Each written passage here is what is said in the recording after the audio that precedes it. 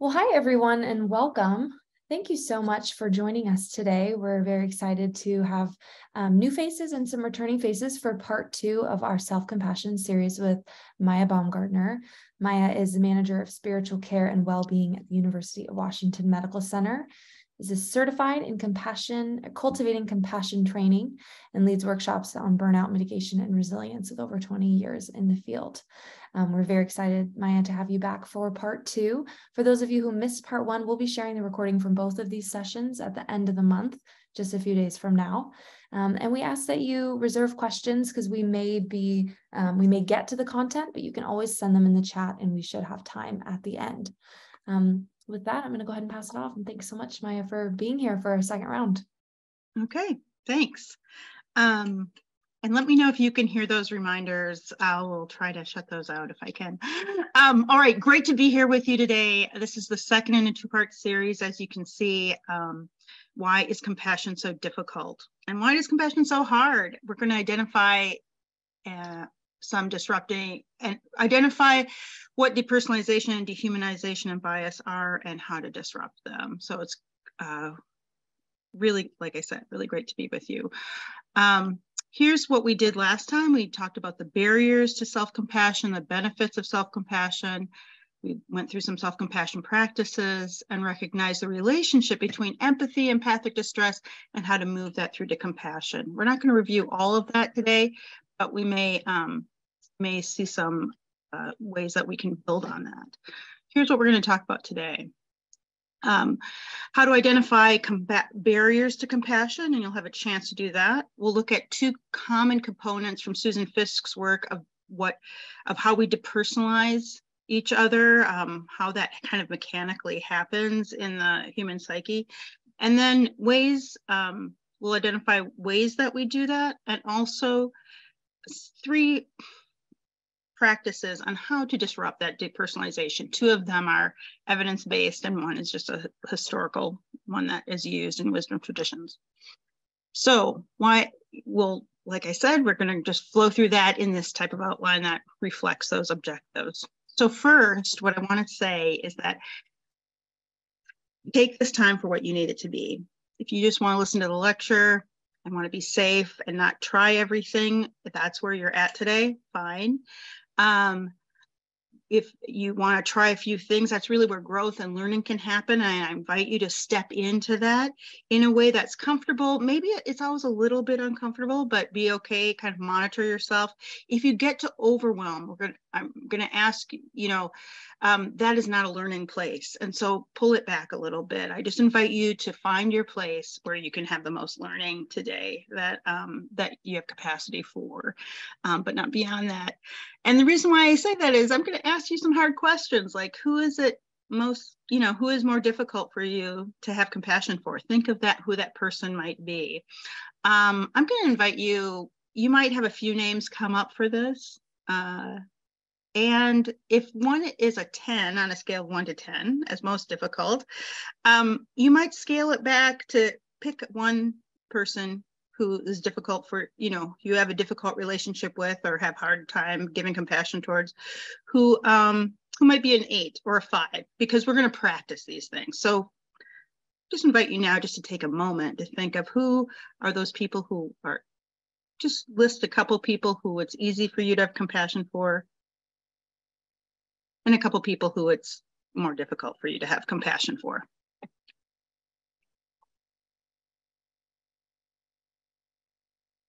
You do not have to put those in the chat. This is kind of your personal exercise. Okay.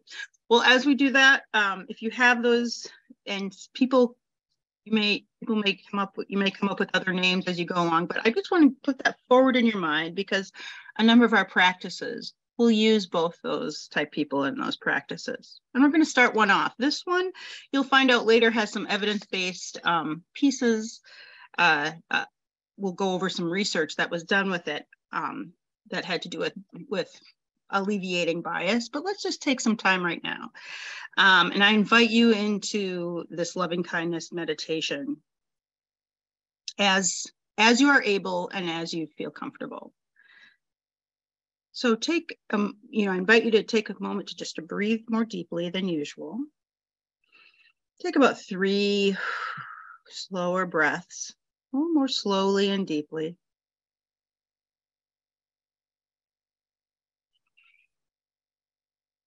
You can keep your eyes open or closed. It really doesn't matter. But if you are keeping them open, keep a kind of a fuzzy gaze about 12 inches in front of maybe where your hands are.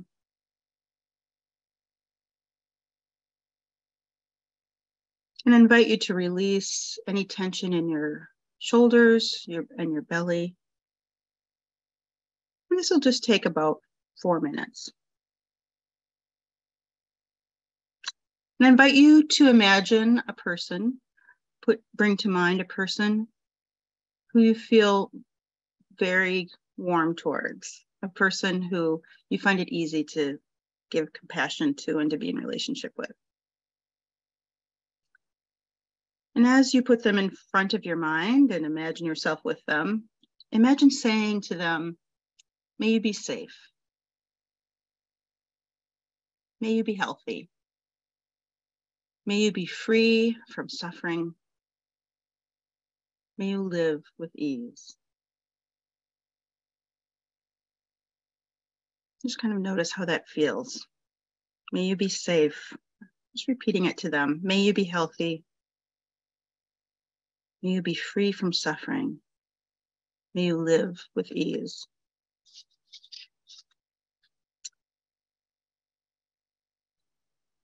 And now I'd like you to imagine them saying to you, may you be safe. Just receive this. May you be healthy. May you be free from suffering. May you live with ease.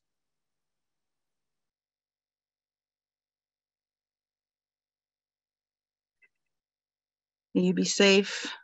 May you be healthy. Imagine receiving this from your friend. Maybe you be free from suffering. May you live with ease.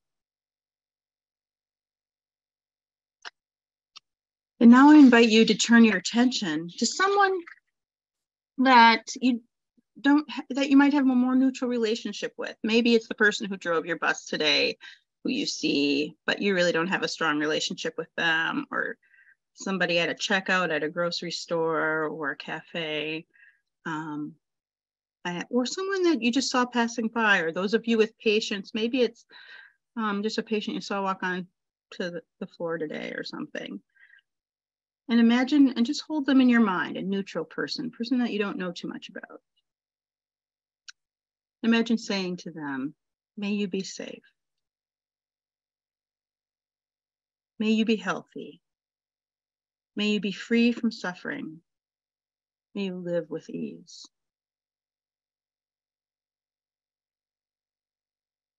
May you be safe. May you be healthy. May you be free from suffering, and may you live with ease. And now I invite you to turn, just see how that feels for you, and then turn your attention and bring someone up of your list of people who it's more difficult to have compassion for. You don't have to pick the highest person, but pick someone. And imagine just being with them or holding them as far or as close as is comfortable. Honestly, don't hurt yourself on this. Just kind of hold them in your mind sight, wherever they might be. And imagine saying to them, may you be safe. May you be healthy. May you be free from suffering. May you live with ease. May you be safe. May you be healthy. May you be free from suffering. And may you live with ease. Acknowledging that this might be a little more difficult. And then now I'd like you to imagine all of those 3 people who you chose and yourself, all 4 of you, putting all of you in your mind's eye as if you are together in a group. And imagine saying together, may we all be safe. May we all be healthy. May we all be free from suffering. And may we all live with ease. Maybe expanding the circle to those gathered here today. May we all be safe. May we all be healthy. May we all be free from suffering. May we all live with ease.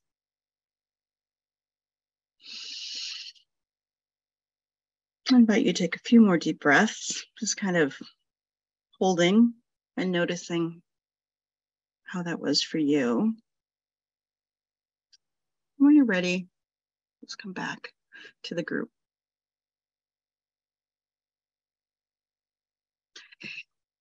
We're going to hold that and come back to break that down a little bit later. But I want to thank you for giving it a try, whether in whatever capacity that you had. Our first section is compassion and burnout. And we're going to talk about compassion, burnout, and we talked last time about the elements of self-compassion that Kristen Neff had brought forward. Mindfulness, a sense of common humanity, I'm not alone, and a sense of kindness. I care, I'll be okay. And these also run through compassion to others, a sense of, oh, I see you're hurting. You are not alone. We bring people out of their isolation by being with them and caring for them and giving them words of kindness. And so common humanity is going to come into our work today when we talk about compassion. So let's review the key components of compassion. This is for self and others. But first, we have that awareness that they're suffering. I hurt or you hurt. Feeling of concern for the one who is suffering. A desire or wish to relieve that suffering. And each of these are going to be in the pain response part of our brain. It's our empathy, our empathic distress. We see that there's suffering. We're looking, oh my goodness, there's danger, there's pain. That's in our pain center of the brain when we identify that. And then if we're able to move to the belief that we can make a difference, if we're not experiencing too many avoidance behaviors or trauma that separates us from this, we will have that belief that we can make a difference and respond to take action, even if it isn't just wishing them well. We have some action that's taken, either physical, mental, psychological, spiritual. And from that, we get some sense of satisfaction, what we call compassion satisfaction, and a warm sense of glow. And that moves the pain, our initial pain response, which all compassion starts with that pain response of identifying suffering. It moves it to the reward center of our brain and gives us that sense of that warm glow, that satisfaction, and almost gives us fuel to do it again. And you can see that if we stay in that empathic distress area, that just leads to more trauma or is kind of an expression of more trauma and doesn't really give us that boost to make actions of compassion sustainable. How does this relate to burnout? When we're burned out or have compassion fatigue or whatever we call it, we have we experience depersonalization, where we might be numb and it's just hard for us to acknowledge, and we can't move into that, all of those senses of empathy. We might have some emotional exhaustion or lack of sense of personal accomplishment. Those are all things that happen in burnout. We've seen that that happen, and it's very normal. But notice that those are always a pulling away of that relationship. We might have some sense of shame about that if we're caregivers, demoralization, or some avoidance behaviors. And these are some of the avoidance behaviors that we might be experiencing. It really can relate to a lot of trauma. And I just put these up because take a look at them, and maybe there's some that you've experienced before. Feel free if you want to acknowledge it in the chat. Otherwise, you can just acknowledge it personally. We might feel helpless or hopeless. That really keeps us from moving forward. The sense we can never do enough. Maybe the inability to empathize, really. And other minimizing or hypervigilance. These are all behaviors that you can read more about, and we've talked about in numerous resiliency kind of lectures. But knowing what our indicators are of why we're pulling back from this person is good to know, or why we're pulling back from ourselves. So personalization, feel free also, if you have any questions, go ahead and put those in the chat and I'll bring them forth. So depersonalization and dehumanization, let's go through some terms. Depersonalization, the action of divesting someone or something of human characteristics or individuality. In a way, we almost see them, it kind of moves into dehumanization. We see them without internal states.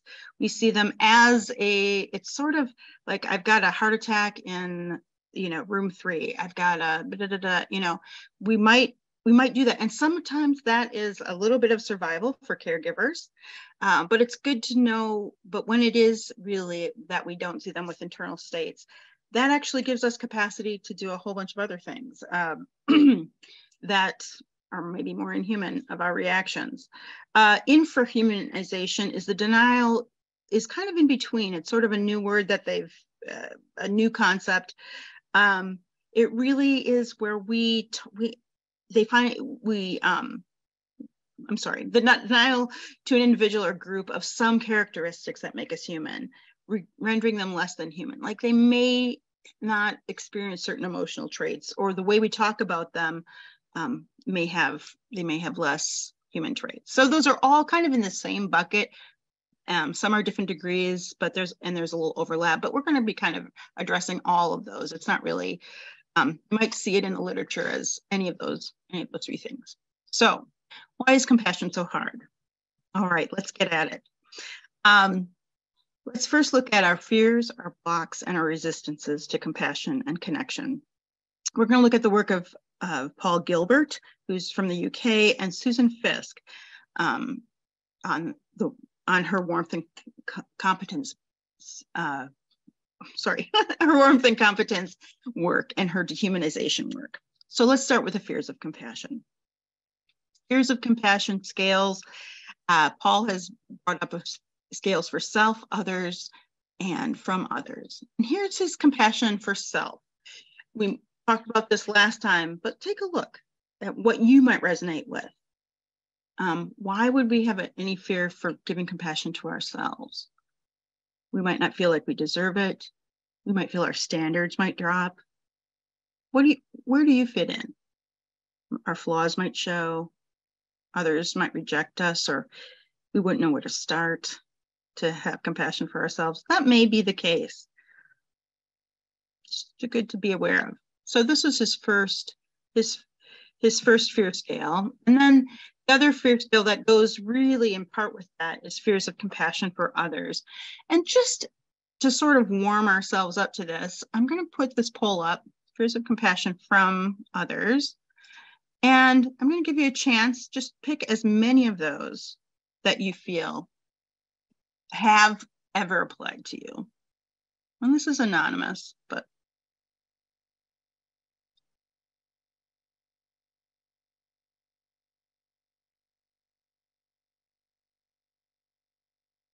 what have you ever resonated with?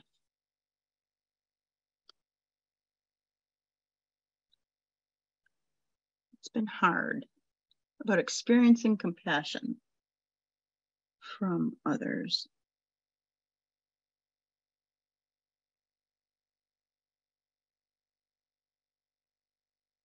This is great. Thanks for responding. We'll just give it a few more seconds. Got some good responses.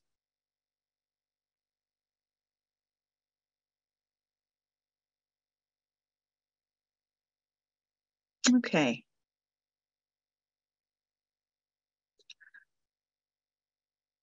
All right, I think I'm going to end the poll here in we had about 40 responses. That's fantastic. I'll end the poll in about 30 seconds. I really like reading these detailed out. It kind of helps provide a name sometimes to what you might feel you're experiencing without recognizing, fully what it is. It's helpful to kind of read out the different responses for this on the last slide. Thank you. All right, let's share those results. Thanks, Anna, for your for your observation, frankly. So here's a sense of common humanity. We've had about in the 30s, and these first 3 seem to be the most popular, but we've had more than one response from each of these. Fearful of becoming dependent, wondering whether displays of warmth and kindness is genuine, or will they want something from me? When people are kind and compassionate towards me, I sometimes feel anxious, embarrassed, or frightened. That's fair. And when people are kind and compassionate towards me, I might feel empty or sad, or that they're getting too close to reject me. And those first three seem to be the ones that folks resonated with. I'm going to just close that. So thanks for sharing that. Any comments on that? It's kind of, oh, I see a few things in the chat. Some fear of compassion from others, that they might think I'm better than I think I am. Ah, yes. Those are really great observations. And it's just good to notice those, because then we can attend to it.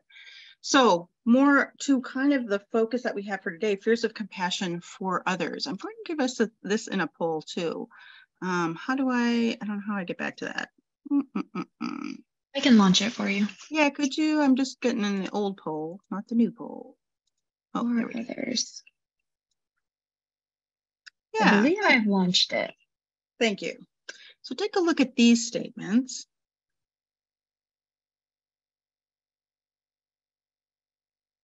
And pick as many as you want. Fears of compassion towards others.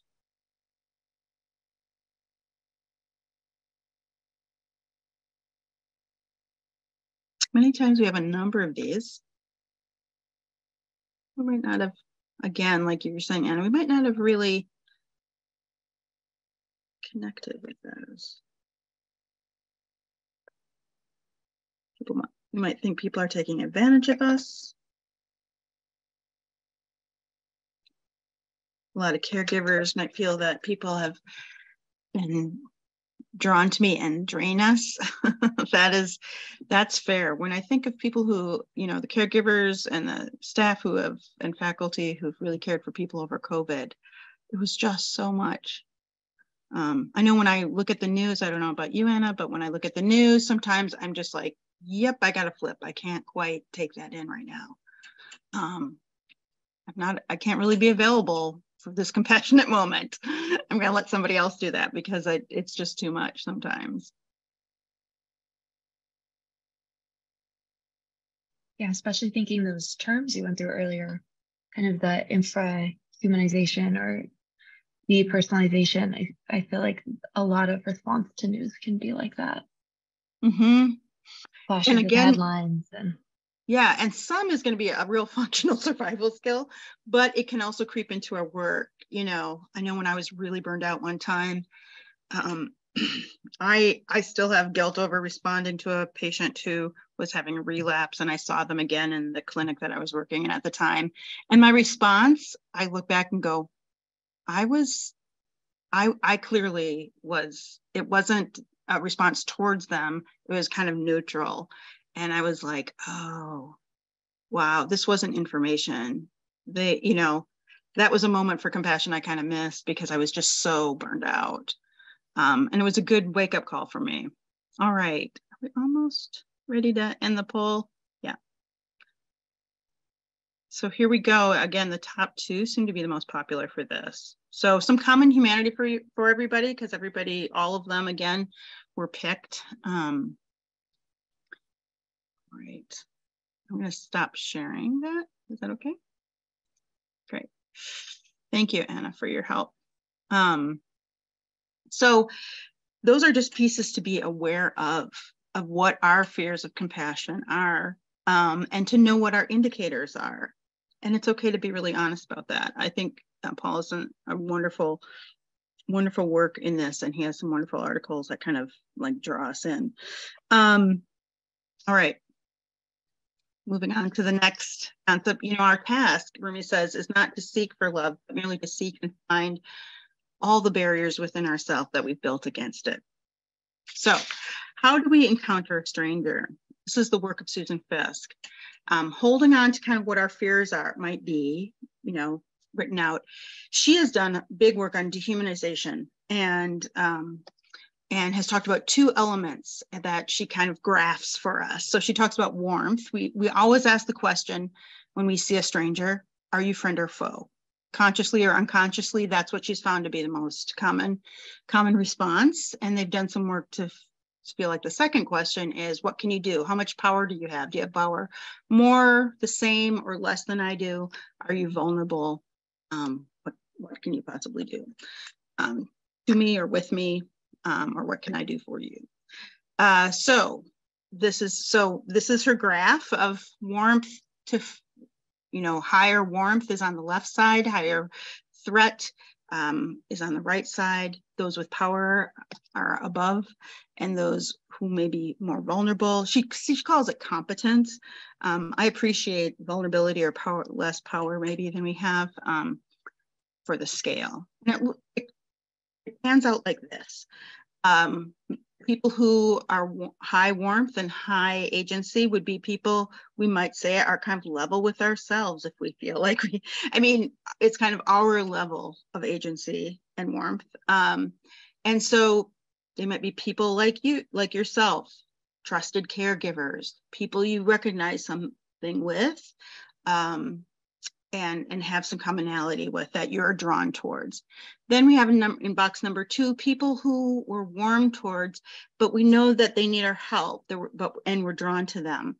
Not always with, I'm saying help because we're in the helping profession, but those are people who we would be drawn to. And then we move to number 3. Those are people with power, like sports rivals, people that we might see as a threat, but we see them as powerful. Politicians, political party, entities can be in this. It's kind of like, why do people shout at each other and burn up each other's cars after a game? If you think of these blown up places that it seems not, that there seems to be some some animosity towards, that's where that would be. And then we have in number 4, stigmatized groups. So people in need, but who we find ourselves avoiding. And I think in the caregiving profession, that is one that we especially look at. Who might these people be? Think of, and you might have some ideas in the chat too, but think of populations of people who are on, people might be scared of people who have mental health issues, or addicts tend to fall in this category. Might be people, it depends, who are unhoused. It might be people of a different gender, a different race, a different anything than you, that you've somehow, because of society or your own feelings, feel like they're more threatening. So here's how we respond to them. This is what in her work Susan Fisk has mentioned. We tend to the people like us who have, empathy and pride. We might have pride too, but empathy and compassion, to people who we have that warmth sense for. We might have compassion for them if they have less power, like think of our patients. But we also might have pity, which is actually a distancing emotion, but it is one that, we might be like, oh, I'm not, that's not going to be me. We might not have that connection. Then we move into like number 4 or number 3, all of those rivals, sports rivals, et cetera. We might have envy. It might be people who have a lot more money or assets of some sort or talent than we have.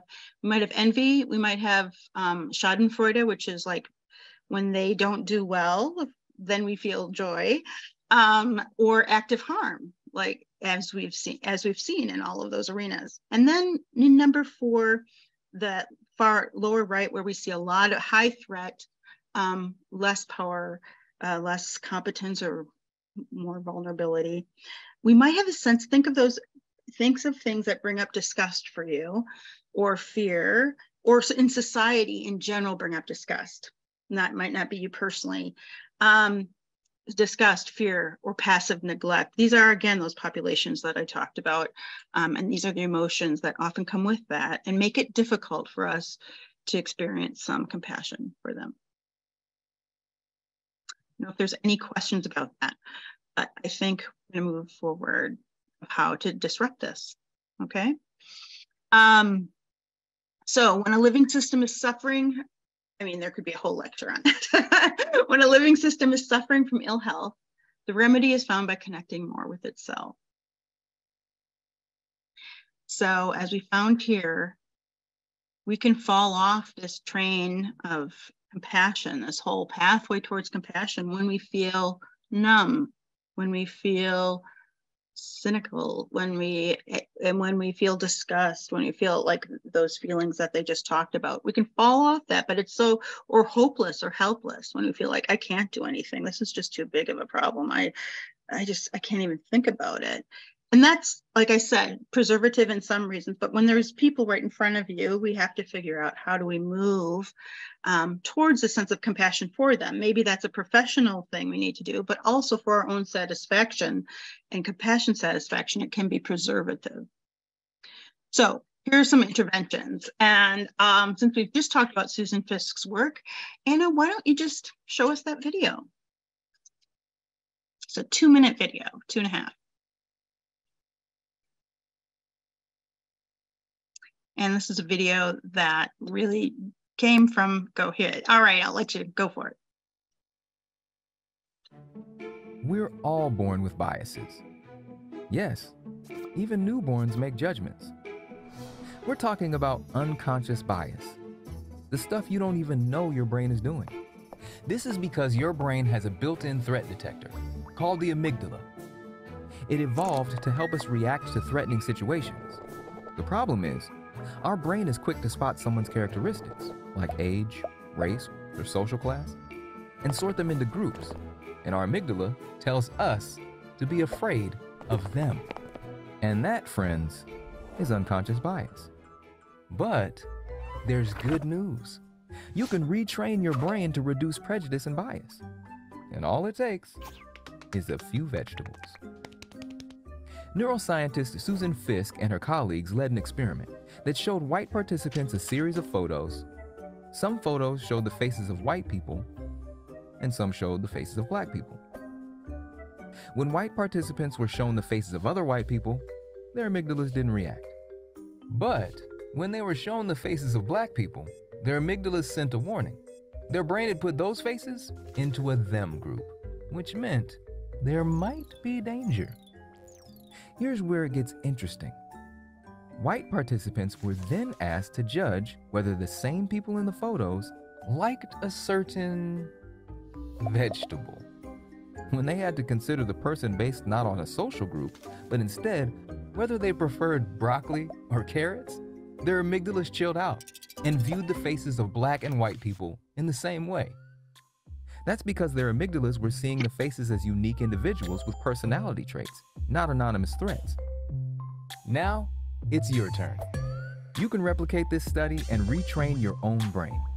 The next time you see someone who seems different from you, who makes you tense for reasons that you can't explain, stop and ask yourself, do they like broccoli or carrots? When you do, it will retrain your amygdala to see people as individuals who maybe aren't so different from you after all.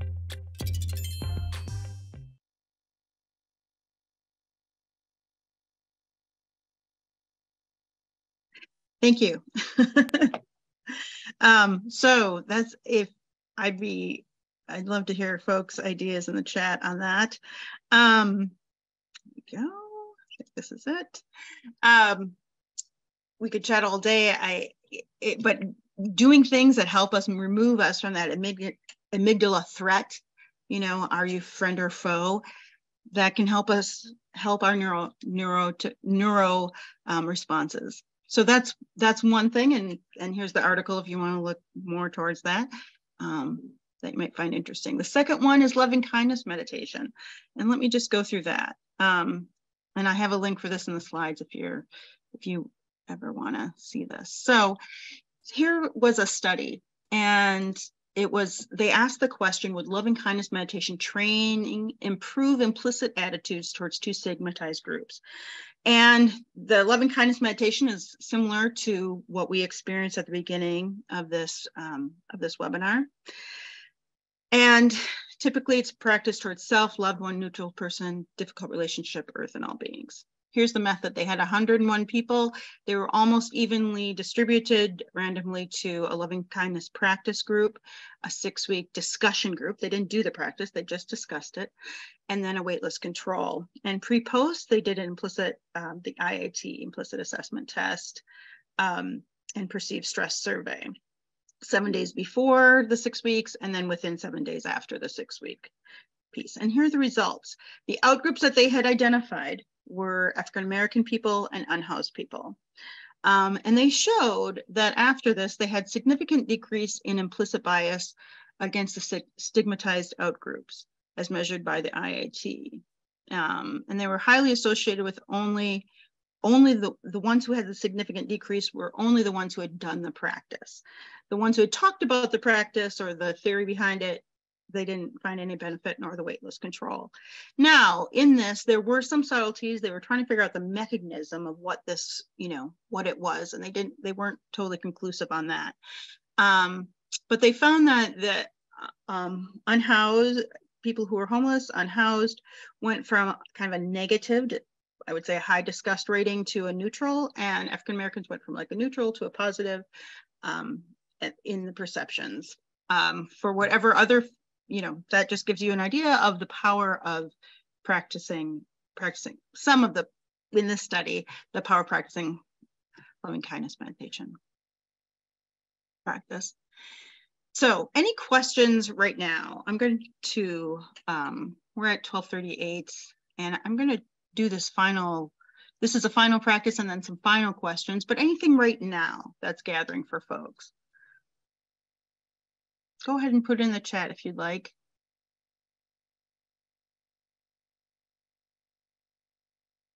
All right. I don't see anything right there. Let's see. And so I'm going to move on to this final disruption practice of that can help us embrace common humanity. Like I said, what we're working on today is really getting into that sense that the other has some common humanity, so that we can, with us, that we have common humanity with them, so that we can sow the seeds of even making compassion action possible. So we're going to take a little moment, and this will take about 8 minutes. And so I invite you to bring to mind, just find yourself settling in whatever situation you're at, sit comfortably, take a few deep breaths. And again, you can keep your eyes open. And if you want, if it's easier for you to write these kind of observations down rather than do it in kind of a meditation state, that's fine. But we're going to do it kind of in a guided meditation state. So take a few breaths more deeply than usual, feeling your feet maybe on the ground, feeling yourself in your chair or standing if that's what you're doing.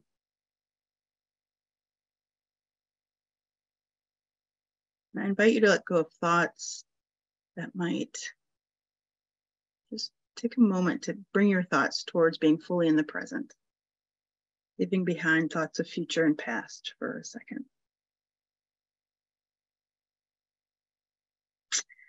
And I invite you, with a relaxed and focused mind, to picture someone you feel a great amount of love towards. Just have them once again. You might pick the same one you picked before or a different one. And notice any softness and warmth that this brings you. Notice how much you enjoy these feelings. And just, you might even bring some attention to your heart.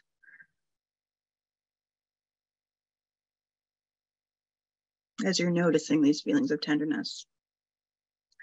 And for a moment, imagine this person, being this person, and seeing how easy it is for you to acknowledge that this person has the same desires that you have.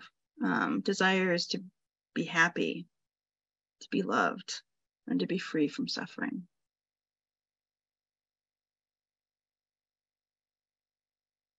And just let that anchor for you and let that sit for you. Notice how that sits in your body, physically, or just the thoughts that you have towards them. And now I invite you to bring to mind another person.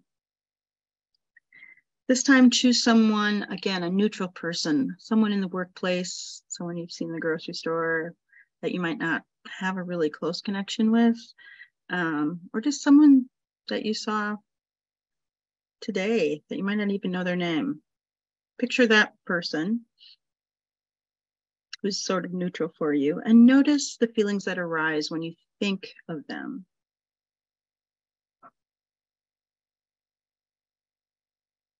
And now imagine this person's life.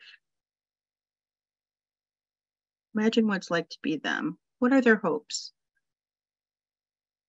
What struggles might they have?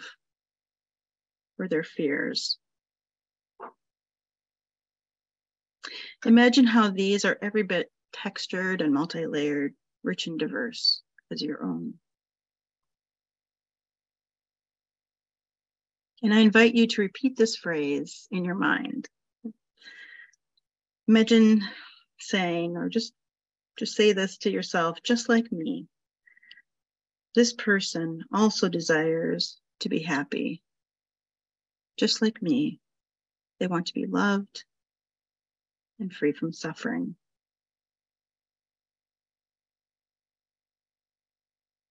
And notice any changes or in connection that you might have with them. Just like me, this person also desires to be happy, to be loved, and free from suffering.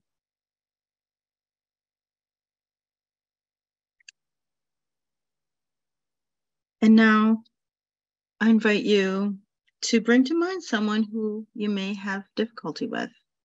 You don't have to pick the highest person that you might have the most difficulty with, but this is just practice. But pick someone you feel like you can pick for this exercise. Someone you might find just annoying or irritating in some way. Picture this person in front of you, and I invite you to acknowledge the uncomfortable feelings that you might be experiencing as you bring this person to mind. Acknowledge how this thought may remind you of painful interactions with them. And notice how you react to these uncomfortable feelings and maybe there might be feelings of aversion. Just hold those with non-judgment for the time being. And imagine putting yourself into their shoes for the moment. Recognize or feel as you're able, whatever capacity you have. I invite you to put yourself in their shoes and imagine how they are an object of deep concern to others, maybe to a partner or a friend or a child of someone. Imagine that this person too shares the same fundamental human desire to be happy, to be loved, to be free from suffering.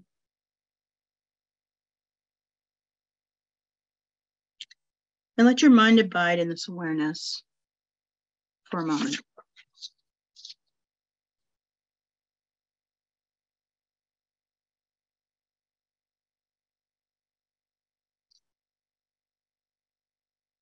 And I invite you to, as you are able, to say, just like me, this person also desires to be happy, to be loved, and to be free from suffering.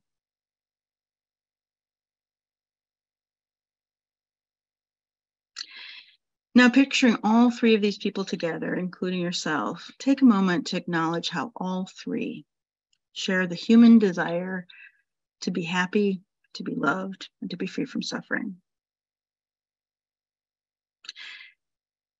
And with this deep recognition of shared common humanity, I invite you to say silently, just like me, we all desire to be happy, to be loved, and to be free from suffering. You can kind of say that together. Just like me, we all desire to be happy, to be loved, and to be free from suffering.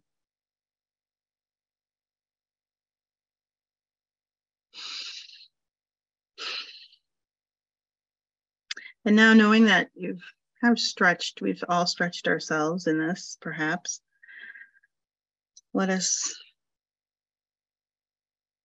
close. Let your heart be touched by this feeling of warmth, tenderness, and courage, and caring for each other. resting your mind simply in the natural rhythm of your breath. And I invite you just to take a few more breaths and kind of as we join the group.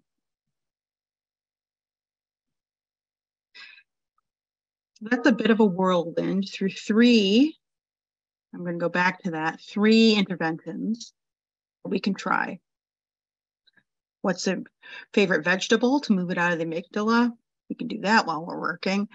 Loving kindness meditation of may you be happy, may you be healthy, may you be free from suffering and experience joy, or various versions of that. And embracing common humanity, just like me. Just like me, this person also desires to be loved, to be happy, and to be free from suffering. So we've been through the outline, kind of a little bit of a whirlwind of what compassion and depersonalization and dehumanization can be, how we can move close, and how it's linked a little bit to burnout. We've looked at you've explored some of your fears and blocks and resistances to compassion, and we've talked about ways to disrupt that. Here's a summary. I just invite you and myself, honestly, 1 hour before this presentation, I immediately found myself in this place of trying to respond in a way, in a way that's skillful, in a way that said, just like me, this person wants to be happy and healthy and loved. So this is a practice, and it's good to have this practice. I think I need it tattooed on me, but I invite you, as you have difficulty to be compassionate, or have that compassion fatigue, or just really just almost exhausted to know how to connect with other people. We may not be able to do it with them verbally, but we can in this other way find a connection back because of compassion, to be curious, figure out what populations, where do we experience those fears of compassion, and to acknowledge our barriers to compassion. Are we seeing them as friend or foe? Do we see them as powerful or less powerful? What kind of box are we putting in them? And is there a way to move them from that foe to friend? Or is there a way to move them into a place and move beyond our initial reactions to people? We've talked about barriers to compassion, and also what is our trauma avoidance response? Maybe we've just had so much that maybe we're minimizing, or we're getting cynical. There may be some trauma work that we need to do too. That might help open this flood of compassion up, or help us feel more connected to that gift that we bring. Also experiment with those 3 interventions: the humanizing, what's their favorite vegetable, loving kindness for a difficult or neutral person, and just like me, again, for a person who we love, neutral, and for a difficult person. We don't usually just do it all. Try to do those as we practice for easier and harder people. But making those interventions, or making those practices happen, we can develop a longer response, and maybe and our responses can change our default response. And it can move us always out of that distress and pain response to that more compassionate satisfaction response. So all those things are really helpful for us. All right, well, that is the bulk. I have a few resources I could share, but are there any questions? Or I would be interested also just any responses or takeaways, things that you are going to chew on after you leave here. A few people, Maya, have reached out and asked if we can share a copy of the slides. Maybe Yes. the PDF just for those resources. Great. So we'll Happy get to the do slides out, as well as the recording for those of you who have asked. Great. Great. Well, there are trainings, and I do want to say I'm certified in CCT training, and so you'll see compassion cultivation training, or a compassion intensive. One of those is 8 weeks. One is just a 4 or 8 hours. And mindful self-compassion is also, and I have all of the connections here where you can find kind of the thought leaders in compassion training. Mindful self-compassion also focuses mostly on self-compassion. That's Kristen Neff's organization.